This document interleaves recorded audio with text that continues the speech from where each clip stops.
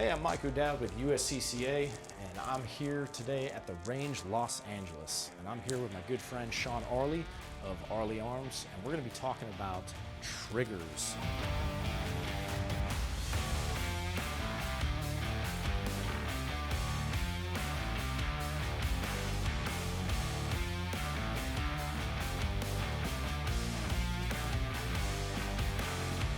Sean, why don't you tell a little bit about triggers and what they can do for the gun? Sure. So we're going to be using aftermarket triggers as well as testing the factory trigger. Triggers can adjust everything from over travel, pre-travel, the weight of the trigger, the reset, the actual smoothness of the trigger, and the weight of the internal parts. So some cases that's good, some cases that's bad. Everything I always hear about triggers is the weight. Everyone's like, oh, I put a 1 pound trigger, I put a 2 pound trigger, a ½ pound trigger. Is that important? And is that the only thing that's important? Yeah, so common misconception is Glock boxes come with trigger weights on the outside. They say 5.5 pounds. People always talk about putting in a 3.5 pound trigger. Most of the time they're referring to the actual connector itself. The actual trigger weight could be 8 pounds plus on a factory Glock.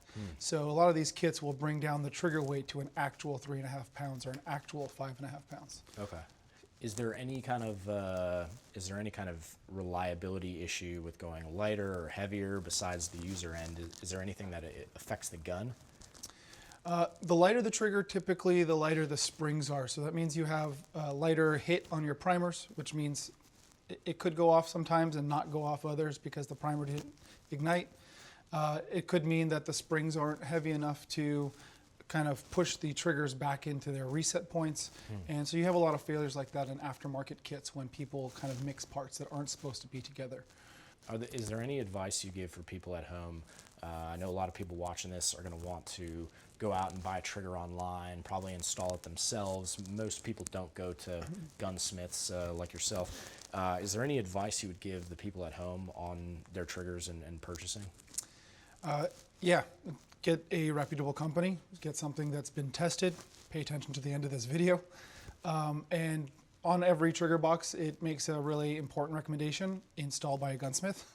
You might want to make sure that happens simply because sometimes there are things that are just off or a spring goes in the wrong way and then the gun malfunctions. And you just want to be safe rather than sorry. Got it. Okay, so we're going to work through a few different triggers. I know we have 3. Sean, what are the 3 brands we're going to be using today? We have a Timney Alpha trigger, we have the Apex trigger kit for a Glock, and we have a CMC trigger kit for a Glock. Okay. They're all full drop-in kits, so we're just going to completely replace the trigger mechanisms with these aftermarket kits. And then that 4th one we're going to be doing, what is that? 4th one is a parts kit that's super popular. It's a Ghost connector and a Zev Spring Kit. Okay, so not the shoe, the trigger itself, but just the components. Correct, inside. It's just going to be a factory trigger shoe and bar with all of the components and springs changed. Awesome. All right, so what we're going to do is Sean is going to take the same factory Glock 19. I'm going to test that out. And what I'm going to test is 2 different things. I'm going to test the objective cadence or the split times of the triggers. So I'm going to take the stock Glock, shoot it as fast as I can, and actually see the split times on a shot timer. Then I'm going to play around with it and just kind of see the subjective criteria. Like, do I like it? Is there a clear, crisp wall where the shot breaks? Does it feel good? And ultimately, do I shoot accurately with it? So I'll give you kind of my opinions. We're going to run each trigger through the series of different tests, and then I'm going to not know what brand it is, and at the end I'm going to kind of give you an idea of what I think is the best, or at least best for me, and then we'll also see the objective shot time to know which trigger has the fastest splits. What we're going to do is we're going to start with a stock Glock. We have a Glock 19. This is a factory, never before fired gun. We're going to play around with the stock trigger. Now, if you've ever had a stock Glock or a stock gun of any kind, you'll feel the factory triggers, there's usually a little grit to it. So as I pull this, I feel the friction in the pull. I feel the weight. The weight's substantial. It's not anything I'm not used to, but it is quite heavy, and it is a little gritty. Like, I feel the friction as I pull that. There's a lot of slack a lot of play. And the thing with slack is people typically miss because of their slack. They have a flinch response when they shoot, and it's exacerbated by that slack, the distance of the slack. So, for instance, a 2011 gun like a Staccato has no slack in it. It actually makes people who have that flinch miss less amount, that is, because this slack worsens, it makes more dramatic the effect of the flinch response. So slack is a big important factor in your triggers. Also, how hard the trigger pulls, and is there a clean break? Is there a clean break? On this trigger, there's a pretty clean break on the stock factory triggers. This is a Gen 3 Glock. We're in California. Gen 3 is kind of the standard here. Love to hear your thoughts about that in the comments section. But there's a clean wall that we hit with this trigger, and that's important. Some triggers, there's what we call a false wall, where you pull and it keeps rolling a little bit. You feel resistance, and then it keeps rolling. You don't really want that. It's not the end of the world, but it's definitely not giving you the crisp break between the shot and the slack. So I'm gonna go ahead and test these out. I'm gonna fire it, test for the cadence, the split time speed, also feel the trigger as we're shooting it live, see if that grit kind of opens up a little bit or if it affects my shooting at all.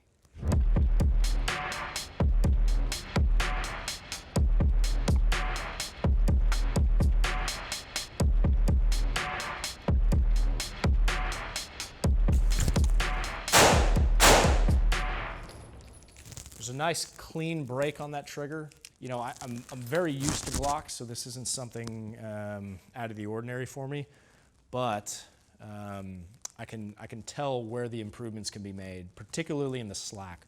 A lot of our students will come and they're missing quite substantially, and then we'll switch them over to a different gun or a different trigger that has less slack, and magically they appear to be better, and they say, wow, this gun's so much better. Well, it's not the gun, it's learning of the slack. So no matter what trigger you buy, no matter what trigger you are using, just make sure you learn that trigger. Because if I switch from this to the next trigger, I'm gonna have to relearn it for a little bit, and there is a bit of a curve in learning your trigger.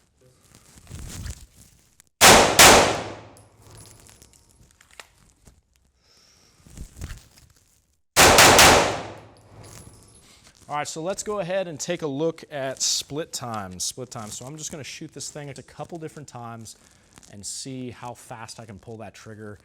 Remember, this timing is just gonna be based on my finger shooting. So I shoot at X with the baseline, and then I shoot at Y with the next trigger. Your finger may move faster or slower than mine, but we're just getting a baseline for which triggers actually operate and fire the fastest. Okay.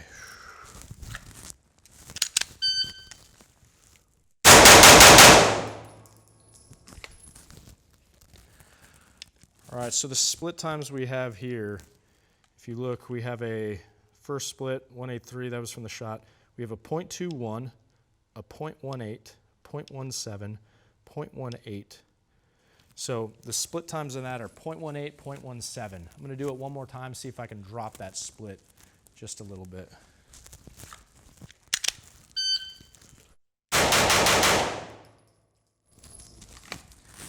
All right, so I feel like I'm kind of maxing out my speed on this trigger. First split was .2, 18, 16, 17. So I dropped it down just a little bit faster. 1.6 was the fastest I got on there, 0.16. But that 0.18, 0.16, that's kind of the speed that I'm able to rep this one. I don't know if I could go faster. Maybe I could, maybe I couldn't. But my comfortability and keeping reasonably accurate, I feel like the stock trigger, that's probably the fastest I'm going to be going. We're going to be installing the Ghost connector and then the Zev Spring Kit for this factory Glock Trigger kit. It's the most basic version of a trigger install that we can do, and we're going to see what kind of results we get from it. So in this kit, this is the only stuff that we're going to be replacing. All the factory springs and parts here, and all the aftermarket springs and parts we're going to be putting in.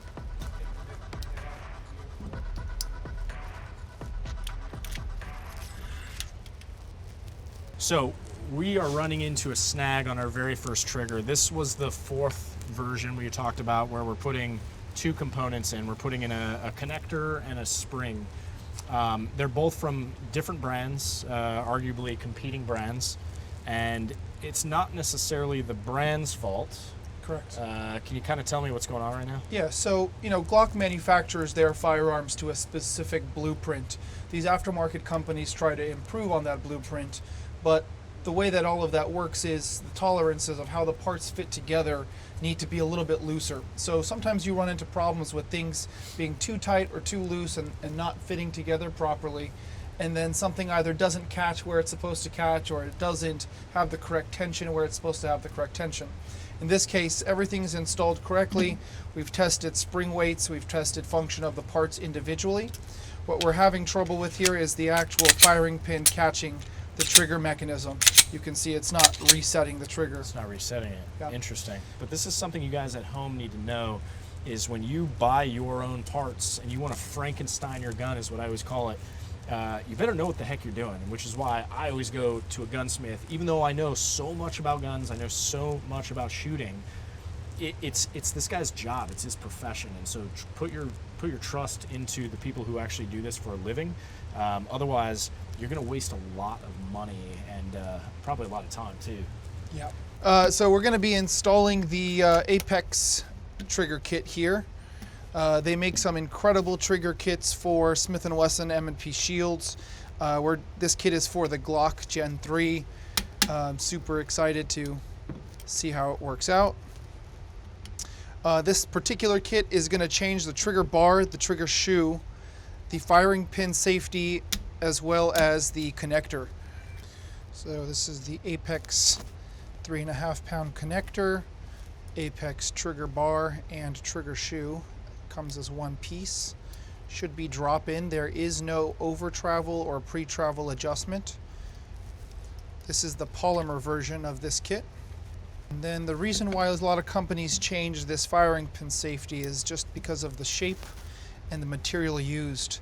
The trigger bar actually travels over the top of this piece here, which causes a smoother trigger. Let's get it together and do a test. Trigger seems to be functional. We are ready to go. First thoughts on this trigger: it feels lighter. It also feels a little less gritty.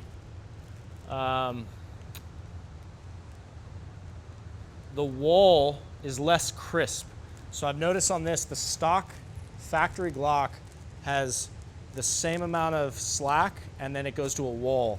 This feels like it has a gradual descend. So it slows down and has more tension there. There's this bit, if you can catch this, there's a slack and then there's an extra. There's a slack to what I think is a wall and then a bit of an extra before it breaks. That's what I call a false wall. And the false wall, what it does for a lot of people is it makes it challenging to find that wall because they think they're here, but they haven't pulled the slack all the way out of the shot. So I tend to avoid triggers like that because I'm not a huge fan, but that's just my first impression is slack feels a little bit less crisp, and then but the pull feels lighter. So let's see how it does in test.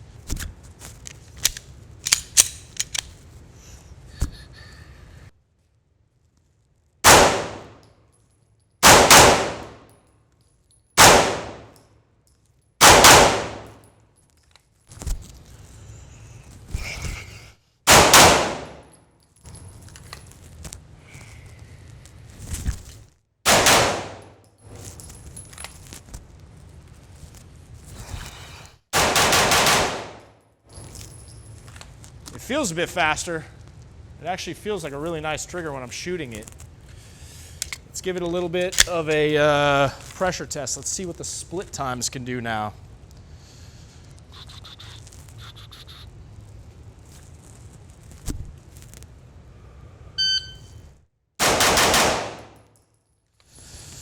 All right, first split times. 0.21, 0.16, 0.17. So already it's getting a little bit quicker. That didn't feel very good. Let me try it one more time.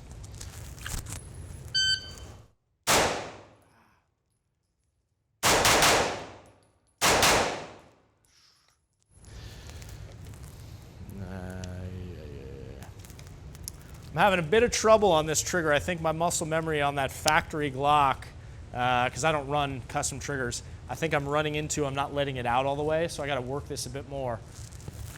This is further proof when you get a new trigger, you really have to train it, because so much of the nuance of shooting relies in the trigger, and if you don't train it, you don't test it, it's a totally different gun.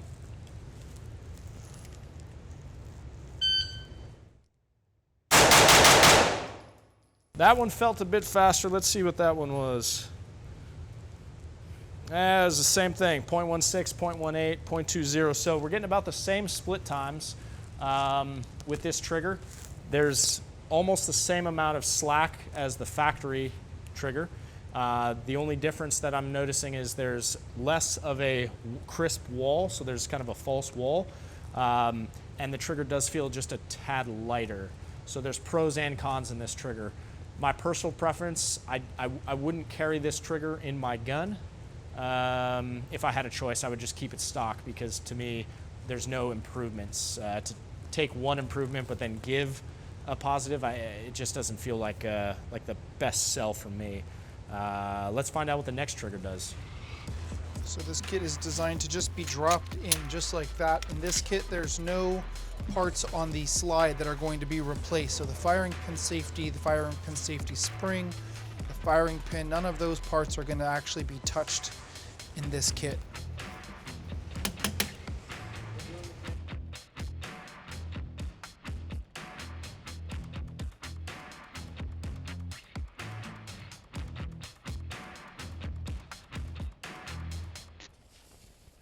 All right, have a new trigger in here. Let's see. This one actually feels really nice. I don't know if you can see this in here. It's got a really cool, aggressive design. There's like a bottom plate to it. Something I remember from my days in the teams was that space. Sometimes shooting with gloves, the gloves would get stuck in that. I'm not sure, I don't shoot with gloves anymore, if that space between the trigger guard and the trigger, I used to have gloves get caught and it would stick, and then I would have to like yank the glove out. I'm not testing that, I'm not testing gloves, but something you might want to watch out for if you do wear gloves while shooting, which is kind of pointless unless you're a police or an operator, but if you do shoot with gloves, something to keep an eye out for. I love the feel of this trigger. The feel of this trigger, it's a consistent, low grit slack. It's very, very smooth.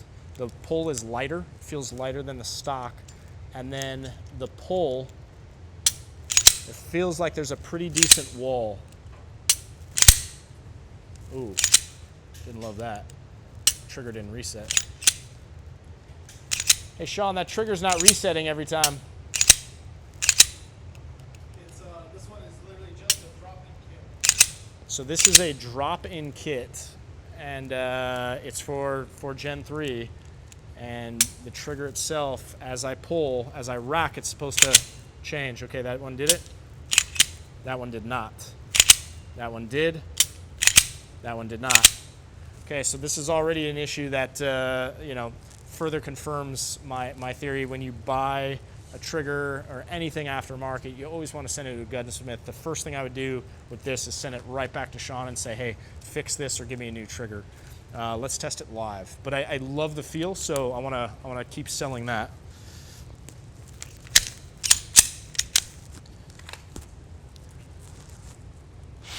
Going hot?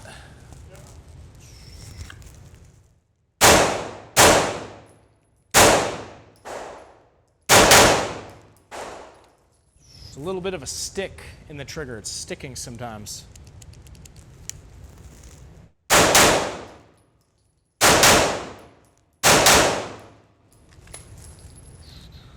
Getting a lot of feedback, the trigger, if I pull it and I let go, it continues going out. It keeps moving out, so there's a little bit of a stick. It's sticking. I've never experienced that in a trigger before. I'm not sure if this is how it normally operates or how it's just operating right now, maybe because it's new. But it feels like it's still working some kinks out. Love the feel. Functionality is not quite passing the standard right now. So here's what I'm going to do. I'm going to test, see the split times of this trigger. It feels like it could be fast.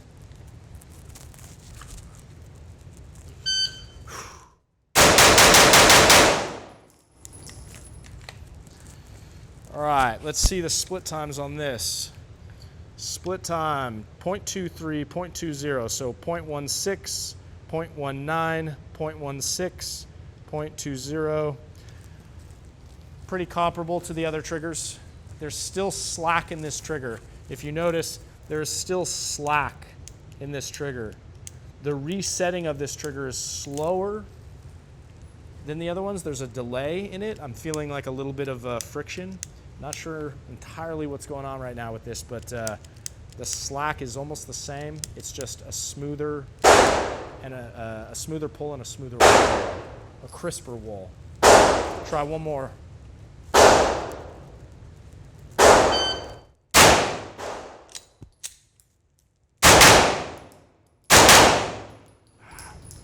Look at that, trigger locked back. Trigger locked back. This is quite an issue. If I'm in a gunfight and my trigger locks back, yes, I can fix it with a tap rack, but that's not reliable whatsoever. So, I hate to say it, this one is not passing. Try one more test.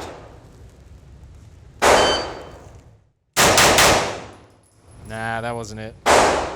Slower. Okay, so a couple things I liked about this trigger. I loved how smooth it pulls back. I loved the feel of the shoe, which is where your finger touches. Really love that. The slack is pretty comparable across the board so far, how much travel the trigger has to go back.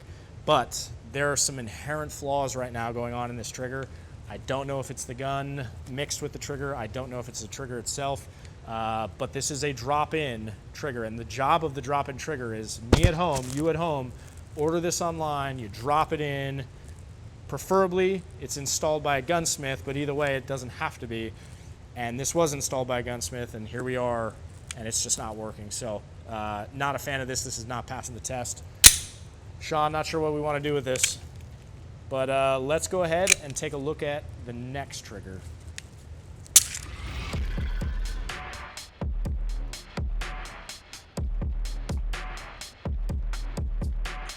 All right, so I've got the fourth, well, really the third trigger that we're going to be using in here. This one is the gold. I don't know what the brand is, but I already like what I'm feeling. The slack itself is a shorter amount of slack, which is great because I already know that's less traveled I'm going to have to move my finger for. There is no friction in the slack play. It's just a very light. The pull, that's something that's very strange to me. The break doesn't feel delayed. It feels almost like if my finger is at the edge, there's something back here that's breaking. It's not breaking where my finger is, if that makes sense. It probably doesn't, but it feels completely different than any trigger I've used before. But I already like how smooth it moves. Let's see how it fires. Woo! That one went off way early. Much shorter stroke on that trigger, so it goes off much sooner than the other ones.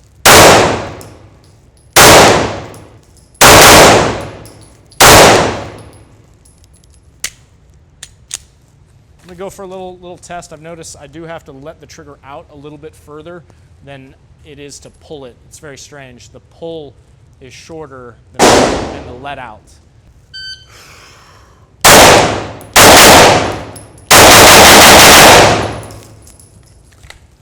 Felt fast.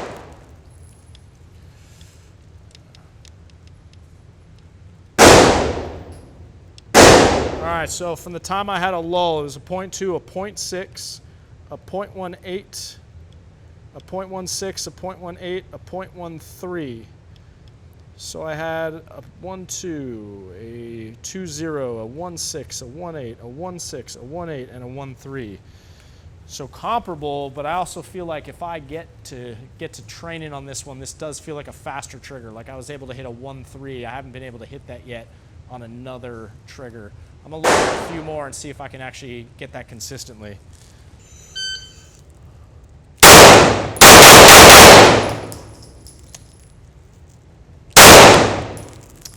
Dude, something's going on with this.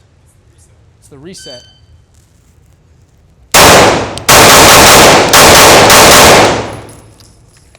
Is it because it's not letting out all the way? It doesn't have a strong reset, so you have to like physically take your hand all the way off. Yeah, all the way off. Yeah. Okay. All right. So I kind of confirmed this with Sean. Like something is lagging as I let off the trigger. I don't know what that is. I know that I'm firing, and then I go to fire again, and it's short stroking, but I'm letting my finger off, and what's happening is it's delaying. It's not pushing out as fast as, let's say, the stock Glock is. And so my finger's going off, and I have to almost like wait for it to get all the way off. So this is a very strange trigger in my opinion. The pull is great. The let out is not great. Something we gotta know is all of these triggers are drop-in. They're not built with the gun. So there's always gonna be slight modifications, slight defects. It's gonna be just a little bit imperfect, and you're always going to want to take this to a gunsmith, and they're going to want to fit it into the gun, sand it down, do the voodoo magic that they're going to do to it anyway. But not one trigger thus far has been like the perfect fit for me and my gun. There's a lot of learning lessons that came out today for me. I know I always thought putting a better trigger in was going to help my shooting. It was going to help out my gun, but I've always been very strict. The guns I carry, the guns I train with are always stock triggers. The only exception, I do have a couple guns that Sean has built essentially from scratch as a licensed gunsmith. He's the one doing everything, the whole, like every component, and he's matching it to the gun. Today was the first time ever I'd put in drop-in triggers on my gun, and I gotta say there's not a single trigger that I actually liked. Sean, can you kind of like tell everyone watching this why that is? Yeah. So when we change all these springs, most of these companies are just lightening one spring or another, which is going to cause either the reset to not be as good or the wall to be, everybody's liking on how crisp that wall is different.